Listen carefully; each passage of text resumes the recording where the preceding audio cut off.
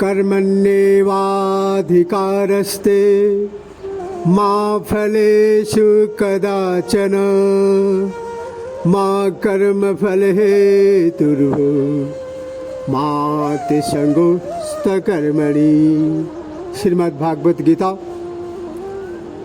अध्याय 13 क्षेत्र क्षेत्रज्ञ विभाग योग। इस अध्याय में कुल 4 बातें समझने योग्य है। पहली बात है क्षेत्र से क्या आशय है, क्षेत्रज्ञ से क्या आशय है, ज्ञान किसे कहते हैं, ज्ञान कैसे आता है, परमात्मा कौन है, ईश्वर को तो हम सब समझेंगे जब स्वयं को समझ पाएंगे। गीता अध्याय 1 पहला श्लोक में धर्म क्षेत्रे कुरुक्षेत्रे समवेता युजुत्सवः, यह कितना जिज्ञासापूर्ण वाक्य है। यह धर्म क्षेत्र और कुरुक्षेत्र है क्या? इस अध्याय में यही विशद रूप से विचारणीय है। हमारा शरीर ही धर्म क्षेत्र और कुरुक्षेत्र है। ये क्षेत्र क्या है?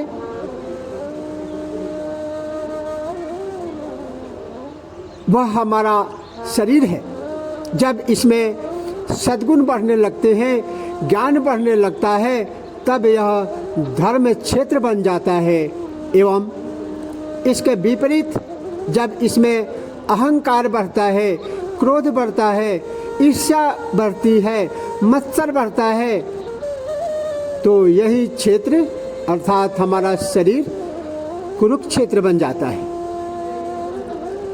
इस अध्याय के माध्यम से हम अपने इन गुणों के बारे में जानेंगे। कुछ लोगों का कहना है कि यह एक धार्मिक ग्रंथ है, परंतु यह केवल धार्मिक ग्रंथ ही नहीं है, बल्कि वैज्ञानिक ग्रंथ भी है।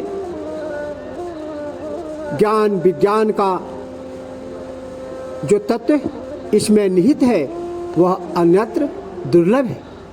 इसमें समस्त प्रकार के विज्ञानों का सूक्ष्म ज्ञान छिपा हुआ है।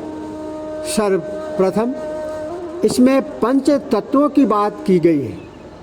ये पंच महाभूत हैं: पृथ्वी, जल, अग्नि, वायु, आकाश।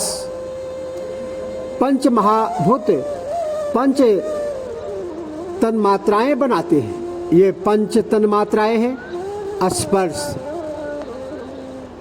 ध्वनि, गंध, रस, रूप। इन तन्मात्राओं के लिए 5 ज्ञानेंद्रियां हैं। कर्ण, इससे हम सुनते हैं। नाक, इससे हम सुगंध या दुर्गंध महसूस करते हैं। जिह्वा, नेत्र, त्वचा।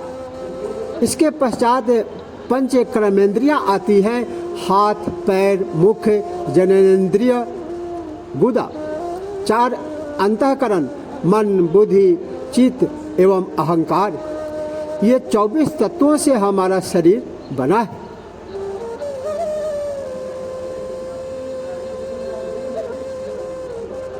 इसके अलावा 3 तत्व और हैं। इन 3 तत्वों को त्रिगुण कहते हैं। ये त्रिगुण है सत्वगुण, रजोगुण एवं तमोगुण। ये 24 तत्व एवं त्रिगुण मिलकर 27 तत्व बनते हैं। 27 के दोनों अंकों को यदि जोड़ दिया जाए तो यह बहुत ही मनोवैज्ञानिक है। 7 और 2 9। 9 पूर्ण संख्या है, पूर्णांक होता है, अर्थात संपूर्ण अंक।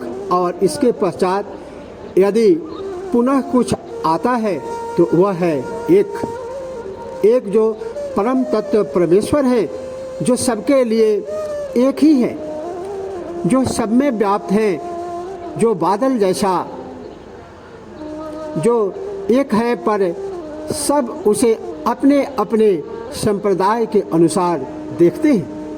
आकाश की तन्मात्रा ध्वनि है जिसे हम कानों से सुनते हैं। तर्कशास्त्र का कहना है शब्द गुण कमाकाशम। वायु की तन्मात्रा स्पर्श है जिसे हम त्वचा से महसूस करते हैं। अग्नि की तन्मात्रा रूप होती है जिसे हम आँखों से महसूस करते हैं। जल की तन्मात्रा रस है जिसे हम अपनी जिह्वा द्वारा महसूस करते हैं। और पांचवा तत्व है पृथ्वी, जो सबसे भारी है, जिसकी तन्मात्रा गंध है, जिसे हमारी नाक द्वारा महसूस किया जाता है। इस प्रकार ये पंच महाभूत पंच तन्मात्राओं को पंच ज्ञानेंद्रियों की सहायता से हमारे शरीर में प्रवेश करते हैं। फिर इन्हें हम अपनी पंच कर्मेंद्रियों के द्वारा पुनः प्रकृति में लौटा देते हैं। ये सभी एक दूसरे से जुड़ी है। इसके बाद हमारे शरीर की सूक्ष्म सत्ता अंतःकरण में निहित है। ये है मन, जो भी विकल्प देता है उसे बुद्धि निर्मल करती है। बुद्धि को जिससे सूचना मिलती है वह है चित्त, और चित्त समस्त सूचनाएं अहंकार के द्वारा बुद्धि तक पहुंचाता है। अहंकार का अर्थ यहाँ घमंड नहीं, अपितु अहंकार का अर्थ स्वयं को समझना है, स्वयं को सहेजना है, स्वयं को महसूस करना है, देखना है, जानना है। अहम भाव ये सब मिलकर एक अद्भुत सत्ता का निर्माण करते हैं। 27 तत्वों के जानने के पश्चात हम क्षेत्र को जान पाते हैं एवं इसमें जो वास करती है एकस्व अर्थात परम तत्व क्षेत्रज्ञ, जो हमारी आत्मा है। उपनिषद का कहना है आत्मानं रथिनं विधि शरीरं रथमेव च इंद्रियाणि हयानाहु मन प्रग्रहमेव च। वही क्षेत्रज्ञ है जो हमारी आत्मा है, जो हमें परमात्मा से मिली है। और ये 27 और 28 तत्वों को जानना ही स्वयं को जानना है। यही तो श्री कृष्ण कह रहे हैं कि इन दोनों विभागों को पृथक पृथक जान लेना ही तो ज्ञान है। यही तो भगवत गीता का सार है। इसके अलावा बाकी बची समस्त वस्तुएं अज्ञान है। कुछ लोग कहते हैं सब कुछ हमारे प्रारब्ध से जुड़ा हुआ है। जो कुछ भी हमारे साथ घटित होगा वह तो पहले ही सत्य है, पहले से ही तय है। सब कुछ तय नहीं है। आपका जब जन्म हुआ था उससे पूर्व भी आप जो कुछ करके आए हैं वह आपका प्रारब्ध है, एवं आज के दिन तक आपने जो कुछ कर्म किया है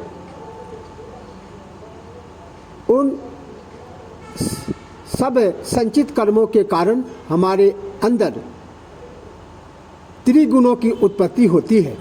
लेकिन जब संचित कर्म अच्छे हो जाते हैं तब हम योग को समझ पाते हैं। ये योग भी 3 प्रकार के हैं। श्रीमद् भगवत गीता में इसकी चर्चा मिलती है। सबसे पहले आता है कर्म योग, फिर आता है ज्ञान योग, और फिर आता है भक्ति योग।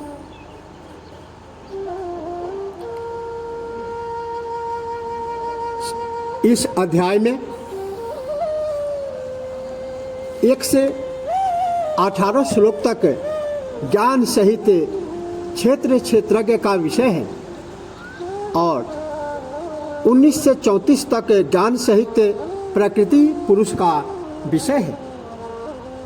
इसे 13 अध्याय के प्रथम खंड में 1 से 18 श्लोक तक ज्ञान सहित क्षेत्रज्ञ का विवेचन किया जाएगा। अथ त्रयोदशो अध्यायः। श्री भगवानुवाच इदं शरीरं कौन्तेय क्षेत्रमित्यभिधीयते एतद्यो वेत्ति तं प्राहुः क्षेत्रज्ञ इति तद्विदः। श्री भगवान बोले, हे अर्जुन, यह शरीर क्षेत्र कहा गया है क्योंकि इसमें कर्म फल संस्कार रूप में स्थापित है। यह तत्व ज्ञान जिसे प्राप्त है वह क्षेत्रज्ञ है। इस नाम से परमात्मा तत्व के ज्ञाता को ज्ञान आत्मा कहते हैं। श्री भगवान से this body Arjun is termed as the field kshetra, and he who knows it is called the knower of the field. By the sage discerning the truth about both kshetrajnam chapimam vidhi sarva kshetreshu bharata क्षेत्रे क्षेत्र ज्ञयोर्ज्ञानम तद ज्ञानम मतम मम। हे अर्जुन, तू सभी क्षेत्रों में क्षेत्रज्ञ स्वरूप अर्थात जीवात्मा रूप मुझे ही समझ तथा क्षेत्र क्षेत्रज्ञ की स्वरूप स्थिति अर्थात विकार युक्त प्रकृति एवं पुरुष को तात्विक रूप में समझ। यह विवेक दृष्टि ही ज्ञान है, यह मेरा मत है। Know myself to be the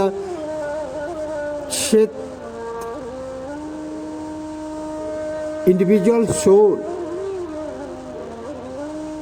क्षेत्रज्ञ इन ऑल द क्षेत्राज field Arjun, and it is the knowledge of the field and knower consider as true knowledge.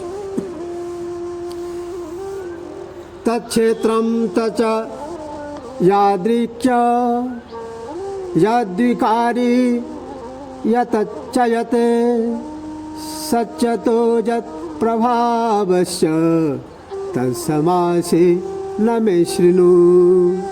वह क्षेत्र जिस प्रकार का और जैसे स्वरूप में है एवं जिन विकारों से ग्रस्त है तथा जिस कारण से जो हुआ है वह क्षेत्र एवं क्षेत्रज्ञ भी कौन और किस प्रभाव शक्ति का स्वामी है, यह सब संक्षिप्त रूप में तो सुन। What did field Kurukshetra is and what is its nature, what are its modification and form, what causes, what effects have arisen, and also who is a knower is and what is his glory. Hear all this for me in brief. ऋषिभिर्बहुधा गीतं छन्दोभिर्विविधैः पृथक् ब्रह्मसूत्रपदैश्चैव हेतुमद्भिर्विनिश्चितैः। इस क्षेत्र में एवं क्षेत्रज्ञ की तात्विक विवेचना ऋषियों द्वारा अनेकों प्रकार से की गई है तथा अनेकों वेद मंत्रों द्वारा विविध प्रकार के विभागों में विभाजित की गई है एवं भली भांति निर्धारित किए गए युक्ति संगत ब्रह्मसूत्र के पदों द्वारा भी इसे स्पष्ट किया गया है। The truth about the kshetra and the kshetrajna has been expounded by the seer in the manifold ways. Again, it has been separately stated in different Vedic chants and also in the conclusive and rejoined texts of the Brahma Sutras. महाभूतान्यहङ्कारो बोधिरव्यक्तमेव च इन्द्रियाणि दशैकं च पंचचेन्द्रियगोचरा। पंच महाभूत अहंकार, बुद्धि, मूल प्रकृति एवं दशों इंद्रियां, मन एवं 5 इंद्रियों के विषय अर्थात शब्द, स्पर्श, रूप, रस और गंध। The 5 elements, the ego, the intellect, the unmanifest, the 10 organs of perception and action, the mind and the 5 objects of the senses, sound, touch, color, taste and smell. इच्छा द्वेष सुखम दुखम संघातश्चेतना धृति एतत् क्षेत्रम समासेन सविकार मुदाहृतम। एवं इच्छा, कामना, द्वेष, सुख, दुख, पंच भौतिक शरीर, पिंड, चेतना तथा धृति, इस स्वरूप के विकारों सहित यह क्षेत्र संक्षिप्त रूप में स्पष्ट किया गया है। Also desire, aversion, pleasure, pain, the physical body, consciousness, formness, thus is the kshetra with its evolutes briefly stated. अमानित मदाम्भित अहिंसा शांतिरार्जवम् आचार्योपासनं शौचं रथैर्यमात्मविनिग्रह।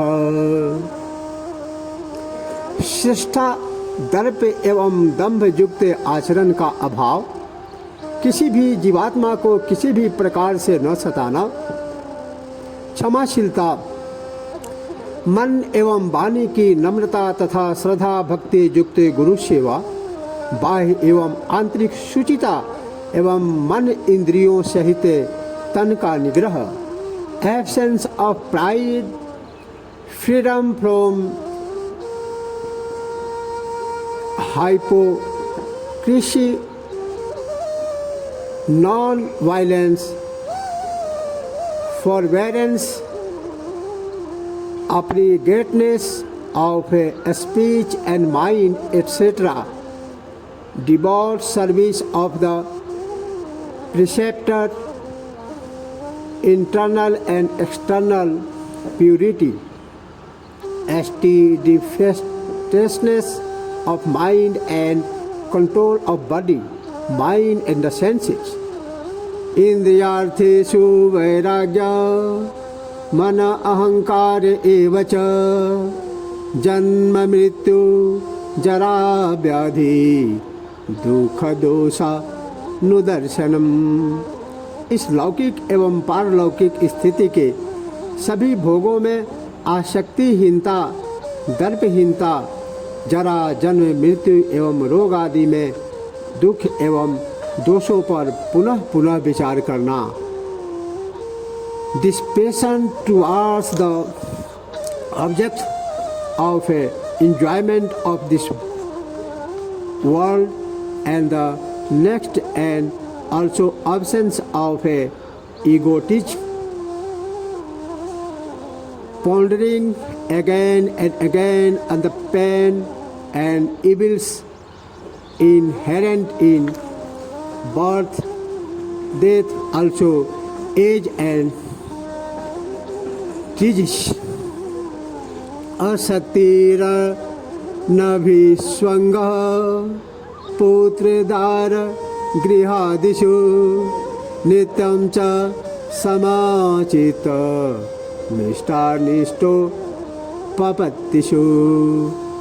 पुत्र, भर्ता, गृह और धन आदि में आसक्ति भाव रहित, ममता रहित एवं प्रिय तथा अप्रिय की प्राप्ति में समभाव रहना, absence of attachment and the senses of meanness in respect of son, wife, home etc. and constant equipage of mind both in favorable and unfavorable circumstances. मयि चान्यन्य योगेन भक्तिरव्यभिचारिणी विविक्त देश सेवित मरति जन न संसदी। मुझे परब्रह्म परमात्मा में अनन्य योग के द्वारा निस्वार्थ दंभ रहित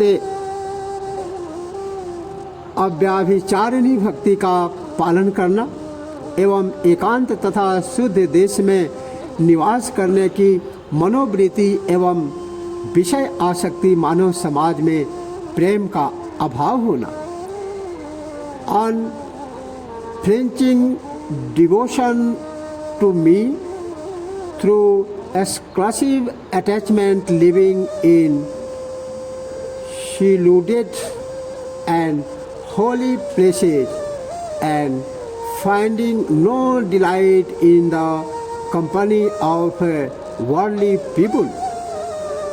अध्यात्म ज्ञान नित्यत्वम तत्व ज्ञानार्थ दर्शनम एतद्ज्ञानमिति प्रोक्तम अज्ञानम तदतुन्यथा। अध्यात्म ज्ञान में नित्य स्थिति और तत्व ज्ञान के अर्थ स्वरूप परमात्म दर्शन सभी तात्विक विवेचना ज्ञान है तथा इसके विपरीत आचरण तथा मन स्थिति अज्ञान है, ऐसा कथन है। Consistency in self knowledge and seeing God as the object of true knowledge, all this is declared as knowledge, and what is contrary to this is called ignorance. ज्ञेयं यत् प्रवक्ष्यामि यज्ञात्वा मृतमश्नुते अनादिमत्परं ब्रह्म न सत न सदुच्यते। जो ज्ञान में है तथा जिसे ज्ञान रूप प्राप्त कर मनुष्य परम आनंद प्राप्त करता है, उसका पूर्ण स्पष्ट वर्णन करूँगा। यह अनादि परब्रह्म न तो सत्य कहा जाता है न असत ही कहा जाता है। I shall speak to you at length about that which ought to be known, and knowing which unattained supreme bliss, that supreme Brahma, who is the Lord of the two beginningless entities, Prakriti and Jiva, is said to be neither Sat, being, nor Asat, non-being. सर्वतः पाणिपादं तत्सर्वतोक्षे शिरो मुखं सर्वतः श्रुतिमलोके सर्वमावृत्य तिष्ठति। वह सभी ओर से हाथ पैर वाला एवं सभी ओर से नेत्र, शीर तथा मुखधारी एवं सभी ओर से कर्णधारी है, क्योंकि संपूर्ण ब्रह्मांड में उसकी व्याप्त रूप स्थिति स्थापित है। In his hands and feet on all sides, eyes, hand and mouth in all directions, and years all round for its stand, pervading all in the universe. सर्वेंद्रिय गुणाभासम सर्वेंद्रिय विवर्जितम आसक्तम सर्वेभ्री चैव निर्गुणम गुण भोक्तृ च।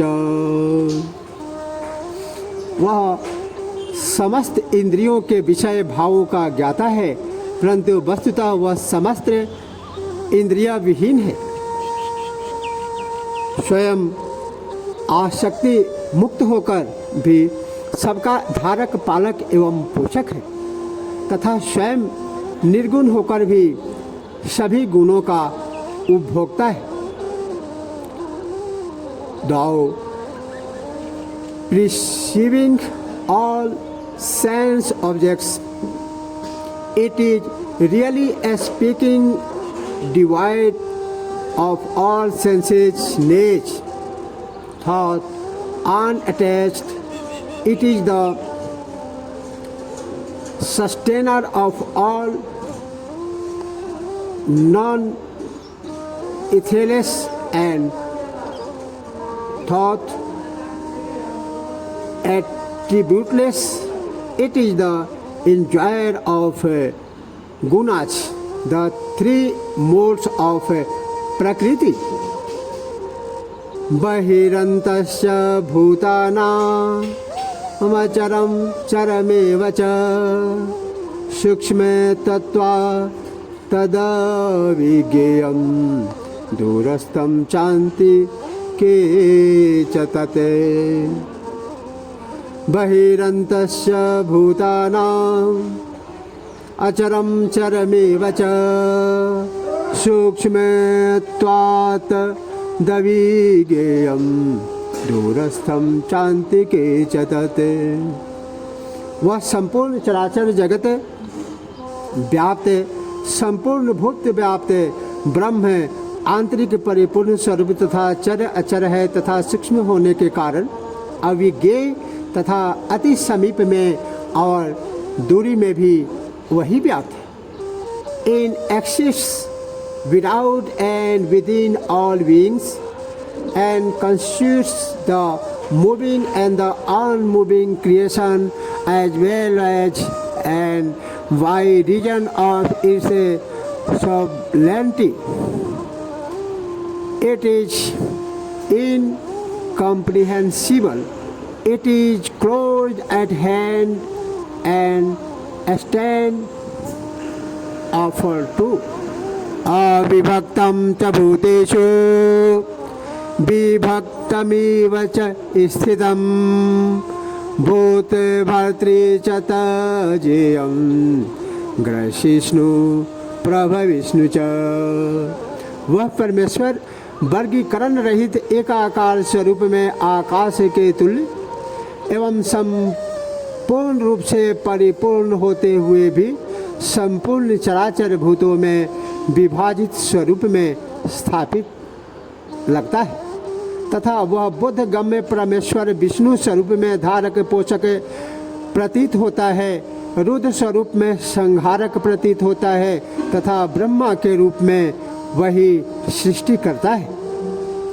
For integral like space in the undivided aspect, it is appears divided as it were in all animate and inanimate beings, and that Godhead, which is the only object worth knowing, is the sustainer of beings, the dissustainer as Rudra, and the creator of all as Brahma. ज्योतिषामपि ज्योतिष तमसा परमुच्यते ज्ञानं ज्ञेयं ज्ञानगम्यं हृदि सर्वस्य वितिष्ठतम्। वह परब्रह्म ज्योतियों का भी ज्योतिष स्वरूप तथा माया से पूर्णतया परे माना गया है। वह परमेश्वर बोधगम्य, जानने योग्य एवं तत्व ज्ञान रूप में प्राप्तव्य है, प्राप्त किया जा सकता है तथा सभी जीवात्माओं के अंतःकरण में विशेष रूप में